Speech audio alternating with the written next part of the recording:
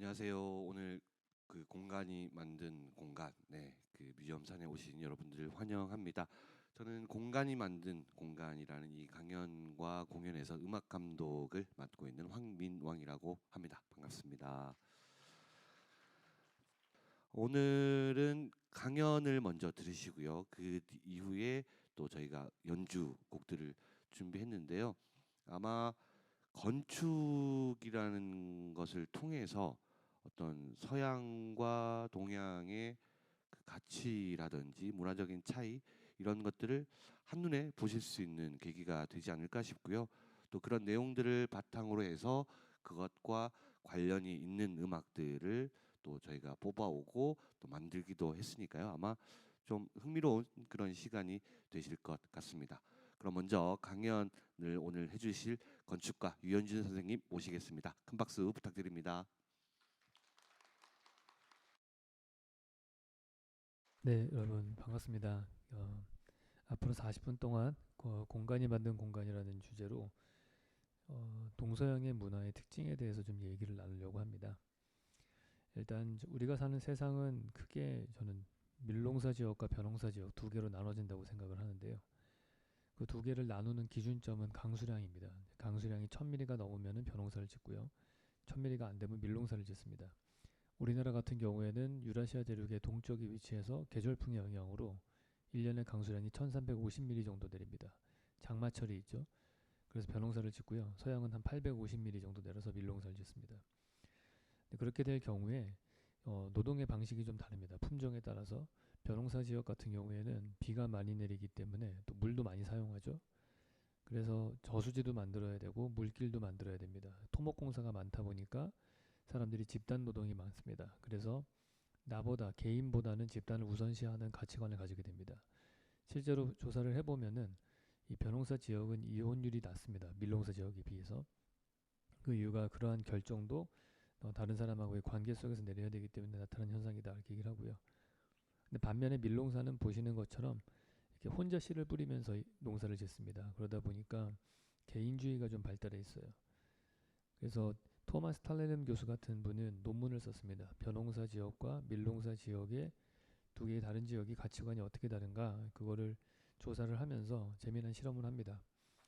그러니까 원숭이와 사자와 바나나 이 세 가지 단어가 있을 때 두 개를 하나의 묶음으로 하면은 제가 질문을 하나 드릴게요. 여기서 원숭이하고 사자를 하나로 묶으시는 분 손 들어봐 주세요.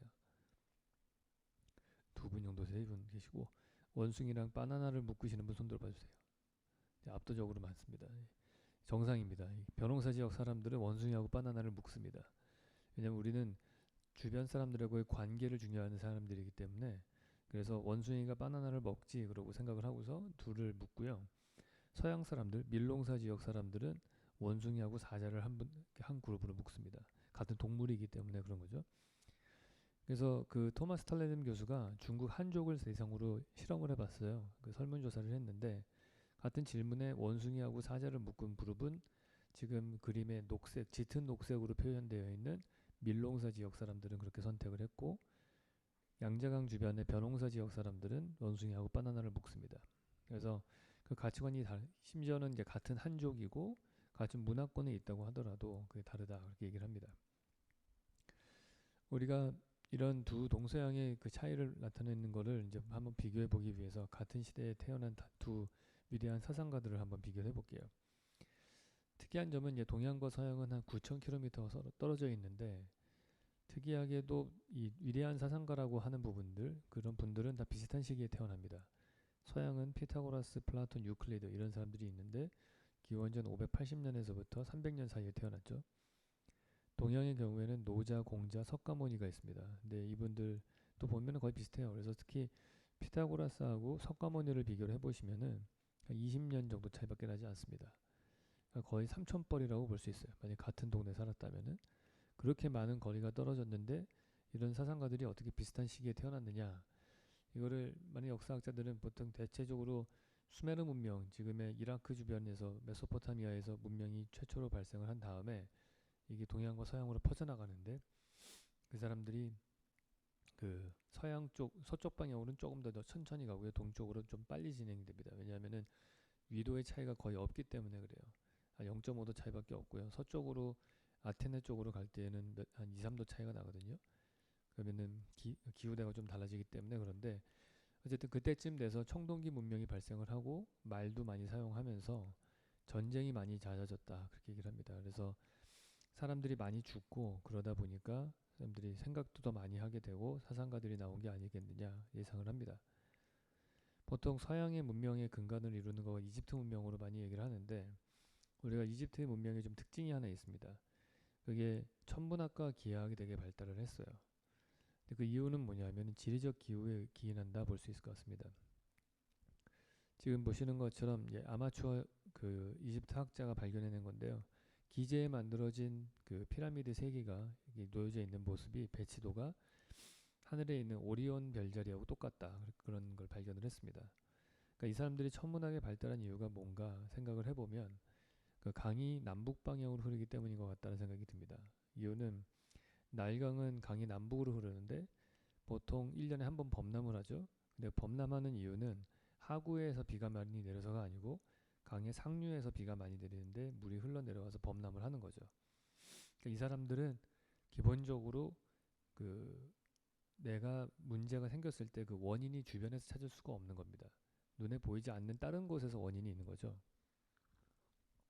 그러다 보니까 자연스럽게 형이 상학적인 것과 형이 하학적인 것들, 눈에 보이는 세상과 눈에 보이지 않는 세상, 이런 거를 구분해서 생각을 하게 돼요. 사후 세계에 대해서 많이 집착을 하게 되는 거죠. 그래서 그리고 이 범람하는 것들을 파악하기 위해서는 주변 천지가 다 물에 잠겨버리기 때문에 기준점이 될 만한 게 하나도 없습니다. 그래서 결국엔 찾을 수 있는 기준점은 하늘밖에 없어요. 그래서 비가 그러니까 하천이 범람하는 시기를 예측을 해야만 살아남을 수 있는데 그 원인을 찾을 수 있는 곳 기준점은 하늘밖에 없으니까 하늘을 많이 쳐다보게 되겠죠. 특이한 점은 이집트 사람들은 이렇게 원인이 보이지 않는 곳에 있기 때문에 사후 세계를 되게 중요하게 생각하는 그런 종교가 발달을 했는데, 종교학자들의 얘기로는 독특하게도 중국의 종교들은 유일하게 전 세계 종교를 떠나서 유일하게 거의 사후 세계를 생각하지 않는 종교래요. 여기서 추론을 해보면은 황하강이 동서방향으로 흘러서가 아닌가 생각이 들어요. 그러니까 뭐 어떤 근거 있는 얘기는 아니고요, 생각인데, 황하가 동서로 흐른다는 얘기는 강의 하구에서 우리가 농사를 짓더라도 비가 오는 거를 우리는 주변에서 볼 수가 있죠. 우리는 장마철에 홍수 나도 비 내리는 거 보니까 홍수 나는 걸 알아요. 근데 나일강이 범람하는 거랑 좀 다르죠. 그런 데서 우리의 원인을 주변에서 찾는 성향들이 좀 강할 것이다, 그 생각을 합니다. 그래서 그러니까 이집트의 또 하나 발달한 게 기하학도 발달했죠. 범람을 하고 나서 물이 빠지고 나면은 거기 경계선을 다 그어놨던 게 다 사라져요. 새로 토지 경계선을 그려야 됩니다. 그럼 측량을 다시 해야 되고, 그건 기하학이 발달하게 됩니다. 근데 그런 특징들, 천문학과 기하학이 발달했던 것들은 이제 그대로 그리스로 넘어가서 피타고라스 학파에게 영향을 미칩니다. 그래서 피타고라스가 되게 수학도 잘하지만은 이 사람 독특한 사고관을 갖고 있죠. 세상의 모든 것들을 수학적으로 분석을 하려고 합니다. 음악 같은 것들도 음계를 이 선의 길이와 이거를 수학적으로 분석을 해서 화음의 원칙도 찾아내죠. 예를 들어서 현이 하나가 있으면은 그 현의 전체 길이의 그 줄을 그을 때 나는 소리와 그 선의 중간을 누르고서 긋는 소리와 3분의 1 지점을 누르고 긋는 소리, 그거를 세 개를 합치면은 완전 오도라는 그런 화음이 이루어집니다. 그런 것들을 찾아내는 거죠.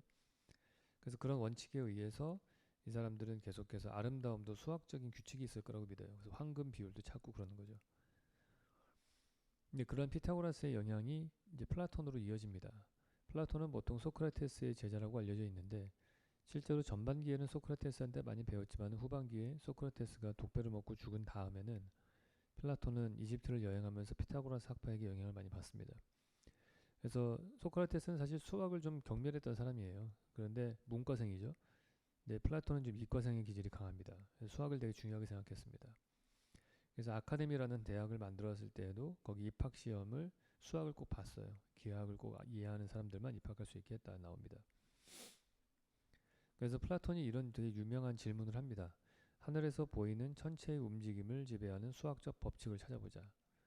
그러니까 그게 제자들에게 던진 질문이에요. 하늘에서 별들이 막 움직이는데 그 별들이 움직일 때에는 보이지 않는 수학적 규칙이 있을 것이다. 이 엄청난 화두죠, 사실은. 이걸 던지고서 그 후대에 에오독소스가 연구를 하고 프톨레마이오스가 완성을 하고, 그러고 나서 더 나아가서 뉴턴이 완성을 하죠. 그래서 모든 만류인력의 법칙도 찾아내고 별들의 움직임을 더 연구할 수 있는 그런 시작이 된 거죠. 이 플라톤 같은 경우에는 원소의 모양도 기하학적으로 상상을 했습니다. 보통 그리스 시대 때 학자들이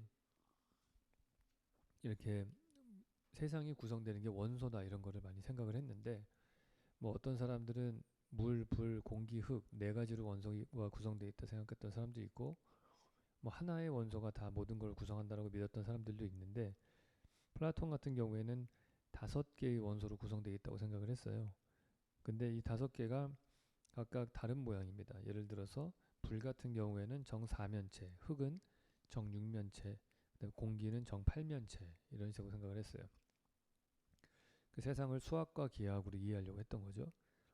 아래 그려진 그림은 이제 프톨레마이오스가 그린 별들의 움직임의 그런 도입니다. 움직임의 그림을 그려놨는데, 이 얼마나 정확했냐면은 그 갈릴레오 시대 때 망원경이 정말 정교해지면서 그 별들의 움직임의 미세한 것까지 파악하기 전까지는 거의 모든 것들을 다 맞췄던 그런 수학적 그 이론을 완성했던 거죠. 근데 동양은 좀 다릅니다.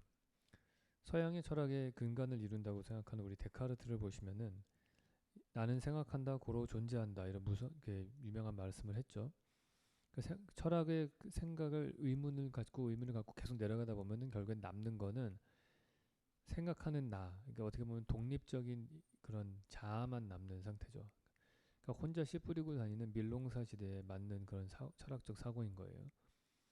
그런데 동양은 좀 다르죠. 동양은 항상 음양의 관계로 세상을 이해하려고 들었고, 도덕적 가치 가장 선하다고 생각했던 것도 충효로 되어 있습니다.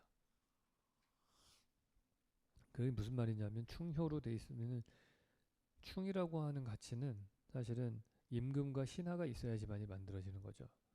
둘 사이의 관계에 의해서 가치가 상속되는 거예요. 근데 서양의 가치관은 절대적입니다. 10계명으로 딱 나눠져 있고, 뭐 살인하지 말라, 뭐 하지 말라, 뭐 그렇게 정해져 있죠. 근데 동양의 가치는 효도 보면은 부모와 자식으로 돼 있어요. 그러니까 부모와 자식 간의 관계에 의해서 그 어떤 가치가 형성이 되는 겁니다. 그리고 가치관도 상당히 상대적이에요. 우리가 가장 좋은 가치관이라고 하는 것들, 선이 어딨냐 하면은 공자 같은 경우는 중용을 얘기를 합니다.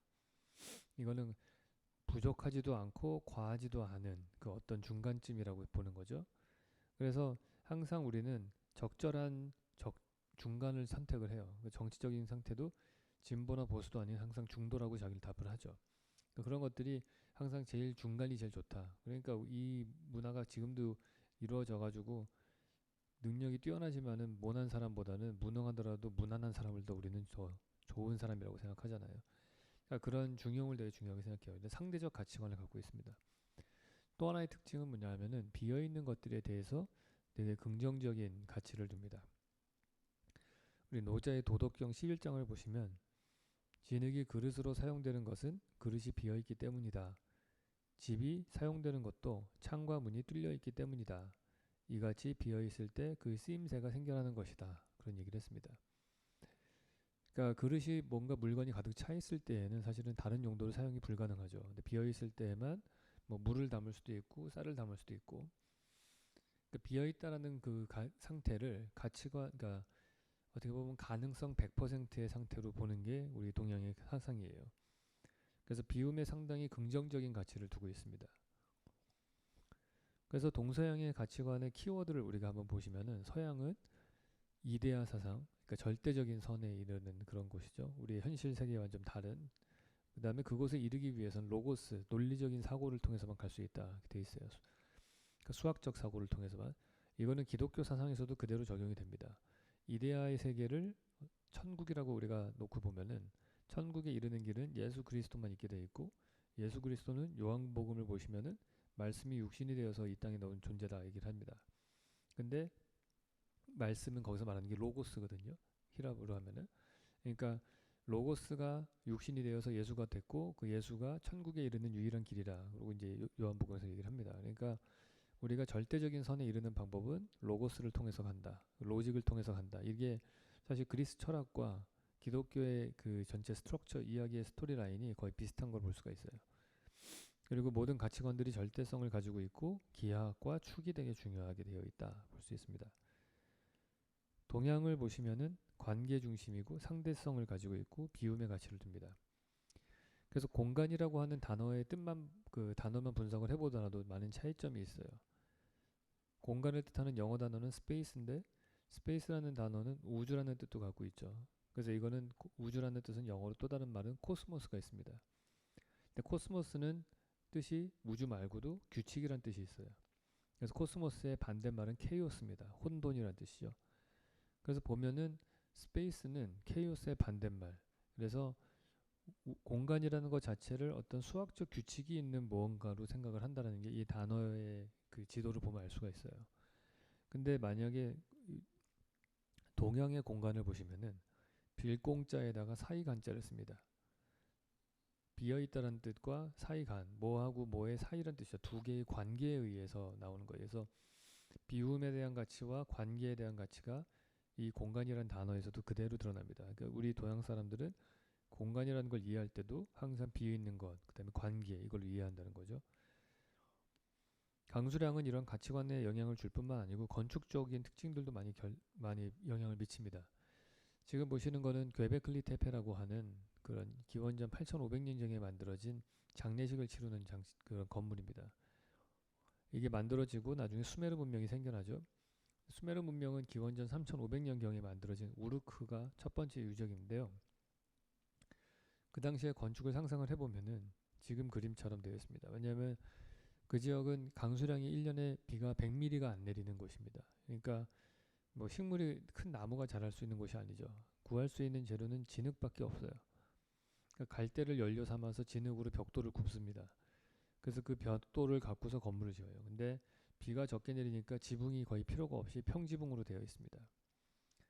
근데 이게 서양으로 전파가 되면은 뭐 이태리의 토스카나 지방 같은 데 가면은 이런 식으로 되어 있죠. 벽돌이나 돌 같은 걸로 담을 쌓아서 건물을 짓고 얘가 지붕을 받치고 있습니다. 근데 이때의 특징은 건물이 벽이 지붕을 받치고 있는 구조체이기 때문에 창문을 크게 뚫으면은 건물이 무너지죠. 창문을 크게 못 뚫습니다. 서양 건축에서는. 그리고 보시는 것처럼 창호지가 없었던 시대이기 때문에 나무로 된 덧문으로 이렇게 해놨어요. 그래서 창문이 사실은 거의 구멍도 거의 조그만하고 거의 뚫려 있는 게 거의 없어요. 바깥 경치를 볼 일이 거의 없는 거예요. 그러니까 건축물이라는 게 안에서 밖을 보는 게 중요한 게 아니고 밖에서 건물을 바라보는 시점이 더 중요한 겁니다. 창문을 밖을 볼 일이 없으니까. 그래서 건축물이 외관이 화려하게 되는 쪽으로 발전을 합니다. 또 다른 특징은 벽으로 구성되어 있기 때문에 안과 밖이 명확하게 나눠져 있는데요. 그때 이 사람들이 생각하는 공간이라는 생각을 어떻게 아까 말씀드릴 때 수학적인 규칙이 있는 뭔가를 파악을 한다고 했잖아요. 절대적인 선에 이르려면은. 그러니까 종교 건축을 만들 때에는 항상 기하학을 동원을 합니다. 그래서 판테온이라고 하는 이 신전을 보시면은 동그란 원으로 평면이 되어 있어요. 단면상으로도 원이 보이고 하기야 소피아 성당을 지을 때에도 보시는 것 같은 여러 가지 기하학적으로 분석이 가능한 그런 공간을 만듭니다. 근데 동양은 좀 달라요. 동양은 아까 보셨던 돌이나 벽돌 같은 재료로 벽을 세워서 건물을 만들면 문제가 뭐가 생기냐면은 장마철에 비가 많이 내리면 지반이 약해지는 진흙이 되기 때문에 그래서 벽이 넘어집니다. 그래서 건물이 쓰러져요.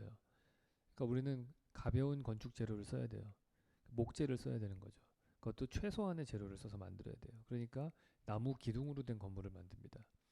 근데 목재의 단점은 얘는 비에 젖으면 썩습니다. 그러니까 땅이 젖어 있으니까 방수 재료인 주춧돌을 놓고 그 위에다가 기둥을 세우고 대청마루도 땅에서 띄어서 짓습니다. 땅이 젖어 있으니까. 그래서 1m쯤 띄워서 밑으로 바람이 통하게 만드는 거죠. 근데 이렇게 해서 건물을 짓다 보면은 가장 큰 특징은 뭐냐면은 창문이 크다는 거예요. 그러니까 바깥 경치가 많이 보입니다. 그래서 안에서 밖을 보는 게 상당히 중요한 건축에서의 가치예요. 그러니까 안에서 앉아가지고 맨날 주변 경관을 바라보기 때문에 주변 환경과 내부하고의 나하고의 관계를 생각을 하죠.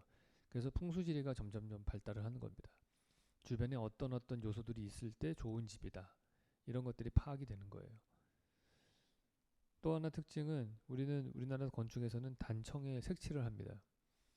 근데 그 이유는 이런 식으로 바깥 경치를 많이 봤을 때 처마가 길게 나오죠. 왜냐하면 기둥이 비에 젖으면 안 되니까 처마를 길게 뽑아요.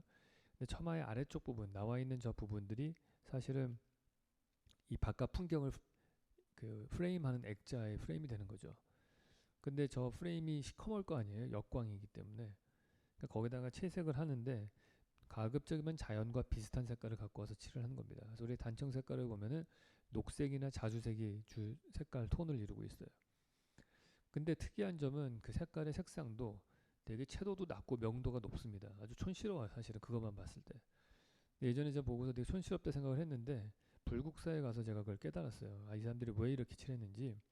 지금 이 사진을 보시면은 저게 만약에 명도와 채도를 그런 식으로 밝게 하지 않았으면은 되게 칙칙해 보였을 거예요. 역광이기 때문에. 근데 과도할 정도로 밝은 색 톤으로 칠해야지만이 역광의 상태에서도 랜드스케이프이 이렇게 안으로 들어오는 듯한 느낌이 나는 거죠. 그래서 어떻게 해서든지 내외부의 경계를 모호하게 하는 쪽으로 발전을 합니다. 그래서 한마디로 한 그림으로 요약을 하면 동서양의 건축의 특징은 이 그림으로 다 설명이 돼요. 아래의 그림이 동양의 건축입니다. 기둥 중심의 건축으로 되어 있고 내부와 외부가 모호한 경계를 가지는 구분이 모호한. 반면에 서양은 벽으로 건축이 되어 있기 때문에 기하학적으로 딱 만들어지기 쉽고 내부와 외부가 명확하게 구분이 되는 그러한 구조를 띱니다. 이런 식의 두 개의 다른 문화 유전자는 다른 문화 형태에서도 나타납니다. 알파벳 체계를 보시면은 서양은 알파벳이 26개 숫자가 순서를 바꿔서 한 방향으로 쓰죠. 글자를 쓸 때. 그러면서 다른 단어를 만들어냅니다. 그래서 E, N, D가 저 순서를 쓰면 끝이란 뜻이 되지만 순서를 바꿔서 D, E, N으로 바꾸면 동물의 우리란 뜻이 돼요. 근데 동양의 한자의 조합 체계는 좀 다르죠. 나무 목자와 한일자를 붙여서 다른 뜻의 단어를 만들 때 한일자가 밑에 붙으면은 근본본자가 되고요. 위로 붙으면 아니다라는 뜻이 되는데 그 한일자의 길이가 나무 목배의 가로 획보다 더 길어지면은 끝말자가 되죠. 그래서 이게 상대적인 위치와 상대적인 길이에 따라서 단어의 의미가 바뀝니다. 그리고 어떤 한 방향성도 잘 보이지도 않아요. 왼쪽, 오른쪽, 위아래 아무데로나 증식이 가능하죠. 게임을 보면은 체스는 각 말 하나하나가 다른 위계를 가집니다. 퀸과 비숍과 나이트가 다 달라요. 그리고 움직임의 패턴도 기하학적으로 정해져 있습니다. 사실 이 게임은 인도에서 발명된 차투랑가라고 하는 게임이고요. 그런 농경사회 때 코끼리를 가지고서 전쟁을 하는 모습을 상징화한 게임이고요. 이게 이제 무어족이 유럽을 침공했을 때 유럽으로 넘어가서 체스가 됐는데 동쪽으로 전파돼서는 중국에 가서는 장기가 되는 거죠. 근데 우리 동양의 극동아시아 지역의 그 고유의 게임인 바둑을 보시면 바둑은 체스와는 달리 말들의 위계가 하나도 없어요. 돌들끼리 뭐가 더 센 놈이고 작은 약한 그게 없죠. 똑같은데 상대적인 위치에 의해서 힘이 결정이 납니다. 까만 돌이 하얀 돌을 둘러싸고 있으면 하얀 돌을 먹을 수가 있죠. 근데 더 재미난 거는 이 게임의 원칙은 돌을 많이 먹는 게 이기는 게 아니고 공간을 많이 만드는 사람이 이기는 겁니다. 빈 공간을 많이 만드는 사람이, 그 집을 많이 짓는 사람이 이기게 돼 있어요. 그러니까 우리가 비어 있는 공간들을 가치 있게 보는 것, 가치관도 여기 투영된 걸 볼 수가 있죠. 그래서 이런 사고 방식들이 건축을 보시면은 건축은 한 방향에 축이 많이 보여요. 서양 건축을 보면은 좌우 대칭으로 돼 있고 왼쪽 위에서 오른쪽 아래로 쫙 발전돼 나가는 방향의 패턴이 보이죠. 동양 건축을 보시면 배치가 중구난방으로 사방으로 퍼져나가는 식으로 되어 있습니다. 자, 그래서 그것들이 동양 건축은 서양은 계속해서 양식이 바뀝니다. 뭐 로마네스크 양식, 고딕 양식 이런 식으로 스타일이 바뀌어 나가는데 동양은 사실은 몇천 년 동안 거의 양식의 진화가 없어요. 일종의 그냥 레고 블락 같다고 보시면 될 것 같습니다. 기둥 4개를 심으면은 거기에 지붕을 하나를 얹어서 한 칸짜리 집을 만들 수가 있어요. 걔를 기둥 2개를 더 추가하면 2칸짜리 집이 되는 거고 기둥 2개를 더 추가하면 3칸짜리 집이 되는 거죠. 그런 식으로 증식해 나갈 수가 있습니다. 마치 바둑판에서 바둑돌을 두듯이 이 땅에다가 기둥을 계속 넣으면은 나의 영역이 확장돼 나가는 거예요. 지금 보는 바둑판의 까만색이 건축이라고 보시면은 지금 보여드리는 이 카츄라 빌라의 평면도와 되게 비슷한 걸 볼 수가 있습니다. 그래서 그 끊임없이 이렇게 유기적으로 확장돼 나가는 그런 패턴을 가지고 있어요. 그리고 그 건물을 만들 때 담장을 통해서 정원을 만듭니다. 그러면서 빈 공간을 만드는 경우가 있어요. 여기서 우리가 두 가지를 봐야 되는데, 일단 첫 번째, 동양 건축에서는 특징 중에 하나가 낮은 담장이 하나 있습니다. 담장 우리나라 집들 다 있죠. 경복궁 가도 담장 있고. 왜 낮은 담장이 나오냐 하면은 비가 많이 내리니까 땅이 물러서 나무로 건물을 짓는데 기둥으로 짓는다고 그랬죠. 그 기둥은 벽이 거의 없이 뻥 뚫려 있단 말이에요. 그 보안상에 되게 취약해요. 그러니까 어쨌든 바깥쪽에다가 한번 보안상에 벽을 세워야 되는 거예요. 근데 문제는 높이 못 세운다고 그랬잖아요. 지반이 약해서. 그러니까 담장을 한 1. 몇 미터 정도 높이로밖에 못 세우는 거예요. 가난한 사람일수록 더 낮게 세우겠죠. 좀 돈 많은 궁궐은 좀 높게 세우고. 그래서 우리가 집들을 보면 다 낮은 단열로 돼 있는데, 제가 어렸을 적에 뭐 우리나라는 심성이 좋아서 자기 집이 보여도 될 정도로 담장을 낮게 세우고 살고 어쩌고, 헛소리고요. 그냥 비가 많이 내려서 그런 거고 돈이 적어서 그런 거예요. 그래서 담장을 세우고서 꼭 그 위에 지붕을 조금씩 만들어요. 지푸라기로라도 만들어 놓죠. 왜냐면은 비가 많이 내리면 진흙이 씻겨 나가서 담장이 무너지기 때문에 그런 거예요. 그러니까 그런 원리들이 우리의 공간의 형태를 만드는 겁니다. 그러면서 담장이 생겨나면은 그 안에 정원이 생기죠.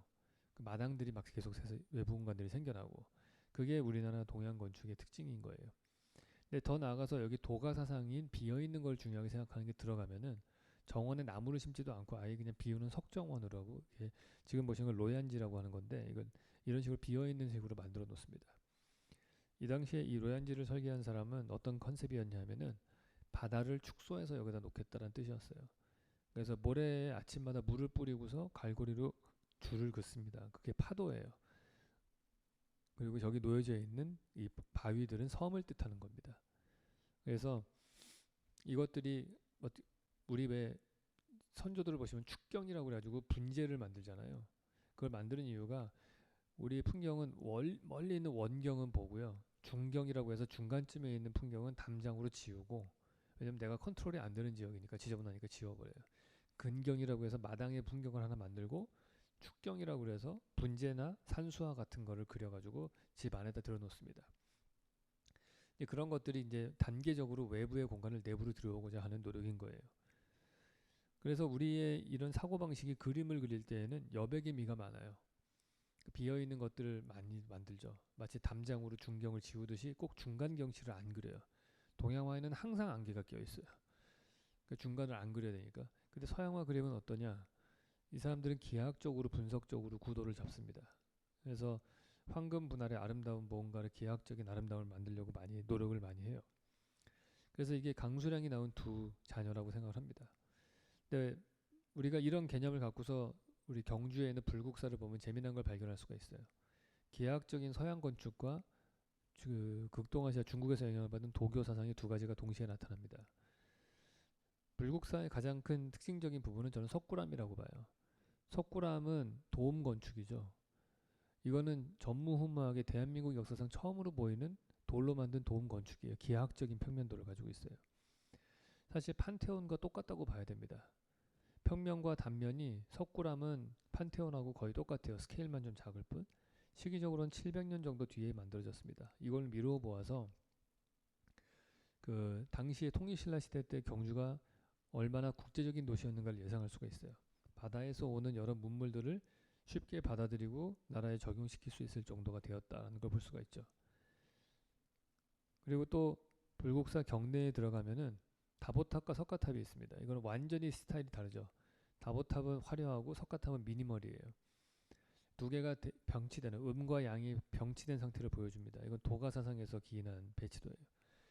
큰 그림으로 봤을 때 불국사는 양의 공간입니다. 구축을 해서 공간을 만드는 스타일이고, 석굴암은 음의 공간이에요. 구를 파서 공간을 만든.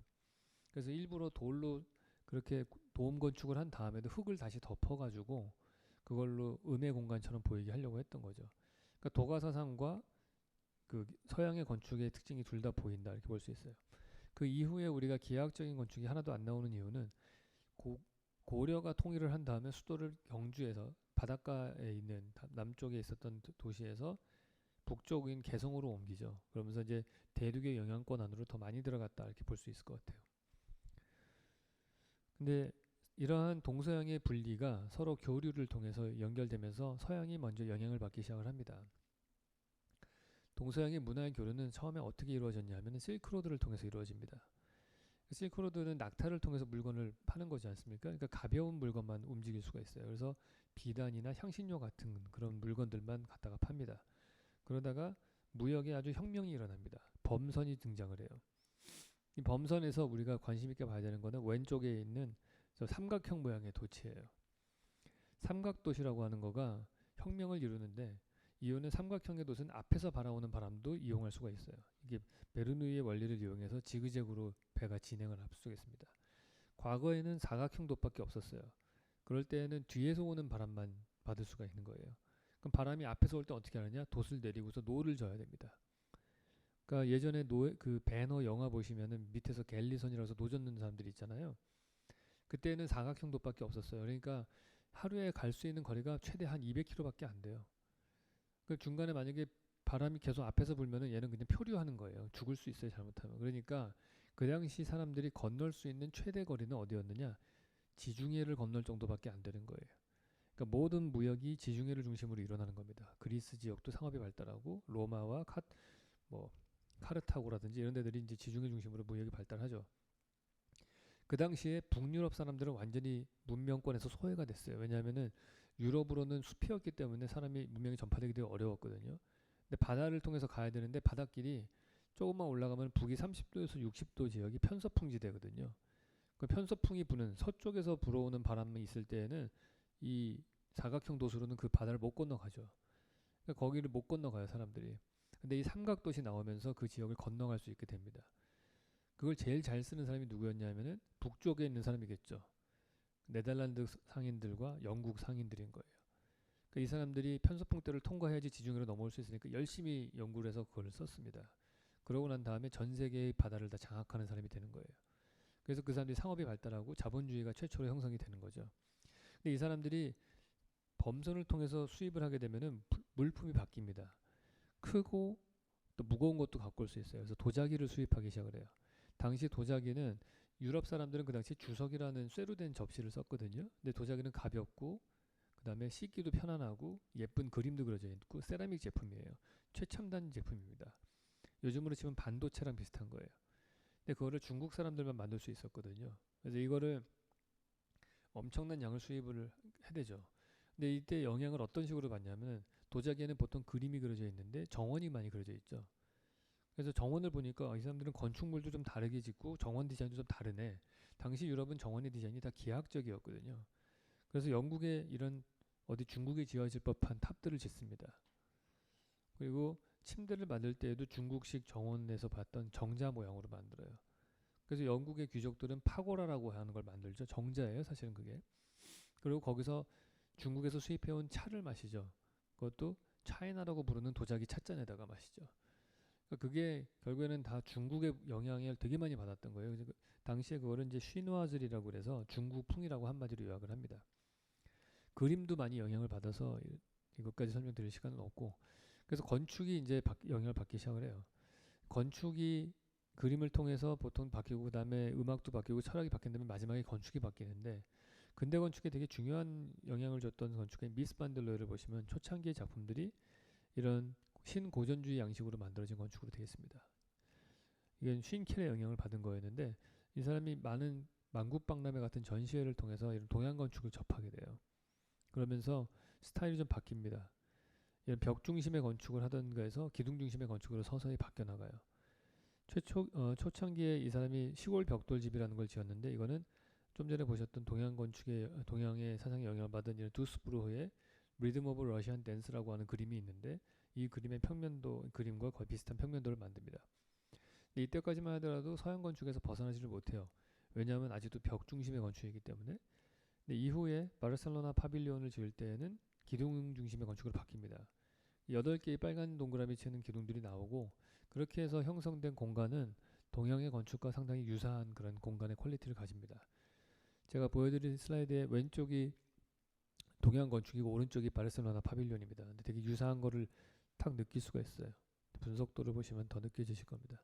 낮은 담장 뒤로 나무가 보이고 그 앞에 수공간을 형성해 놓은 그런 모래밭이었는데 여기는 왼쪽은 아예 그냥 진짜 수공간을 둔 거죠. 툇마루 대신에 데크를 두기도 하고 돌 대신에 조각상을 세워놓기도 합니다.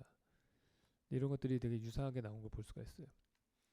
그리고 벽과 기둥을 적절히 섞은 집이 나왔다가 마지막 후기에 가서는 펜스워드 하우스라는 걸 짓는데 제가 보기에는 한옥과 거의 유사한 공간 체계라고 생각이 듭니다. 펜스워드 하우스는 계단을 올라가서 기단부가 데크가 하나 있고요. 계단을 또 올라간 다음에 데크가 또 있습니다. 대청마루 같은 거죠. 우리의 한옥을 보시면은 계단을 밟고서 올라가서 기단부로 올라가고 거기서 또 계단을 밟고 대청마루 올라가는데 대청마루는 앞뒤가 뚫려 있죠. 그런 다음에 오른쪽으로 턴해서 방으로 들어가면은 이 모든 집들은 다 기둥이 받치고 있어요. 이 펜스워드 하우스도 계단을 통해서 올라가면은 데크가 있고 계단을 통해서 올라가면 대청마루 앞뒤가 뚫려 있는 공간이 있고 그다음에 들어가면은 집은 기둥이 다 받치고 있는 구조를 띠고 있습니다. 르코르비제라는 근대 건축의 아버지라고 불리는 이 사람도 도미노 이론을 창시했는데 이 사람이 근대 건축의 오원칙도 사실은 우리나라 그 동양의 그 기둥 중심의 건축의 특징과 거의 유사하다고 보시면 됩니다. 사실은 도미노는 그냥 우리나라 원두막 만드는 것과 똑같다고 보시면 돼요. 이런 식으로 점기초로 되어 있는 그런 어려운 말로 스파 파운데이션이라고 하는데 이게 우리나라 건축에 있는 뭐 주춧돌과 거의 똑같다고 봐야 되는 것 같고요. 밑에서 띄어져 있는 공간 구조를 띄는데 이런 것들도 되게 유사합니다. 그러고 나서 동양에서 이게 20세기 전반부에 유럽 건축가들이 동양의 어떤 문화적 유전자를 받아서 만들어진 하이브리드라고 보고요. 후반부에 가서는 동양 쪽에서는 서양의 문화 유전자를 받아서 새롭게 정착해 놓은 건물들이 나옵니다. 대표적인 작가가 안도 다다오입니다. 안도의 건축은 한마디로 서양의 기하학과 동양의 관계성을 융합한 건축이다. 이렇게 보시면 됩니다. 보시는 것처럼 안도의 지중박물관의 작품을 보면 다 기하학적으로 되어 있죠. 이게 되게 독특해요. 그 똑같은 직사각형을 만들어도요. 뭐 원이 두 개가 들어간 그런 직사각형의 비율을 가진다든지 그런 식으로 모든 것들을 기하학적으로 만듭니다. 근데 안도 건축의 특징은 뭐냐면은 제가 아까 말씀드릴 때 서양 건축은 벽 중심의 건축이어서 안과 밖이 명확하게 구분이 된다고 말씀을 드렸잖아요. 바깥 경치를 볼 일이 없다. 근데 안도의 건축은 기하학적이면서 벽 중심의 건축인데 창문을 크게 뚫습니다. 그래서 안에서 바깥 경치가 크게 보여요. 제가 뒤에 다시 보여드리도록 할게요. 또 하나의 특징은 일본 전통 건축의 특징이 진입부의 경로를 되게 복잡하게 만들어 놓은 겁니다. 시퀀스를 복잡하게 만들었다 이렇게 표현을 하는데 여기서 우리 최종 목적지는 왼쪽 아래에 있는 한 몇 평 안 되는 12번으로 표시되어 있는 그런 다도 방이에요. 두세 평밖에 안 됩니다. 근데 저 좁은 공간에 가기 위해서 앞에 진입부에 한 열 몇 번을 꺾어서 가야 됩니다. 풍경이 계속 바뀌는 거예요. 다른 풍경들이 우리 머릿속에서 조합이 되면서 더 큰 공간으로 인식이 되게 만드는 거죠. 만약에 오른쪽에 있는 대문에서 딱 봤을 때 한 3평밖에 안 되는 집이 딱 보였다면은 정말 조그마한 집으로 보였을 거예요. 근데 가기까지 12개의 다른 풍경들을 보고서 가면은 전반적으로 이 집의 풍경이 훨씬 더 크게 느껴지는 거죠. 그래서 안도의 건축은 물의 교회를 보시면은 한 열 몇 번 정도를 꺾습니다. 오르락내리락 해요. 그러니까 일본 전통 건축보다 조금 발전한 게 있다면은 일본 전통 건축은 수평적으로만 지그재그를 꺾는데 안도는 수직적으로도 꺾습니다. 올라갔다 내려갔다 막 계단을 통해서. 그래서 지금 보시는 이러한 물의 교회는 가장 중요한 포인트는 여기서 L자로 되어 있는 저 그 담장이에요. 그러니까 아까 제가 동양 건축의 특징이 낮은 담장이라고 했지 않습니까? 그러니까 이런 프리스탠딩이라고 합니다. 어떤 뭘 받치는 게 아니고 혼자 서 있는 그런 낮은 담장을 통해서 공간을 나눕니다. 그래서 진입할 때 이 길로 진입을 해요. 이렇게 들어가서 120m 정도 되는 걸 따라간 다음에 통한 다음에 이 길을 다시 거꾸로 돌아온 다음에 이 구멍으로 들어가요. 그리고 계단을 2번 올라가고 다시 2번 내려간 다음에 원형 계단을 통해서 그 다음에 공간으로 들어가게 되어 있습니다. 그러니까 엄청나게 복잡하게 진입을 만들어 놓고 그걸 통해서 마지막에 이제 이런 경치를 딱 보여주게 하는 거죠. 그래서 바람의 교회를 보시면 바람의 교회도 역시 마찬가지로 엄청나게 복잡한 그런 진입 시퀀스를 볼 수가 있고요. 이 시선을 보면은 맨 처음에 진입할 때 딱 이런 모습이 보이고요. 건물이 보입니다. 이런 터널과 교회가 보이고 내려가면 계단이 있어요. 왼쪽으로 턴을 해야 됩니다. 그럼 다른 풍경을 보죠. 그 다음에 오른쪽으로 턴을 해서 내려가면서 또 계단을 봐요. 그 다음에 여기서 120도 외전으로 왼쪽으로 턴한 다음에 쭉 가면은 점점 자연이 가깝게 들어오다가 통과할 것 같다가 여기서 오른쪽으로 턴해가지고 어두컴컴한 방을 거쳐서 이 예배당으로 들어갑니다. 여기서 보시면 왼쪽에 창문이 엄청 크게 뚫려 있어요. 그러니까 벽 중심의 건축은 창문이 작은데 여기는 벽 중심의 건축이면서 동시에 창문이 커요. 왜냐하면 철근 콘크리트라는 새로운 기법을 썼기 때문에. 그래서 안과 밖의 관계가 생겨나는 거죠. 그리고 바깥에 낮은 담장도 있고. 그렇기 때문에 기하학적인 서양의 건축의 특징을 가지면서 동시에 동양의 관계를 나타낼 수 있는 공간이 또 나타납니다. 그래서 두 가지를 융합했다. 그리고 더불어서 들어가는 진입 세퀀스에 계단을 통해서 올라가게 하면서 신체를 측량기로 만드는 건축이에요. 내가 5계단 올라가고 본 경치, 또 왼쪽으로 턴해서 5계단 올라간 다음에 본 경치, 이런 식으로 마치 토목기사들이 삼각 측량법으로 한 것처럼 계속해서 다른 포인트에서 다른 경치를 눈으로 측정할 수 있게 합니다. 그래서 안도의 건축은 서양의 건물의 동양적인 배치를 가지고 있다, 이렇게 보시면 됩니다. 우리 뮤지엄 산에 오셨으니까 여기는 정말 대표적으로 안도의 특징이 보이는 건축입니다. 주차장에 들어올 때 담장으로 가려져 있는 기하학적인 공간이죠.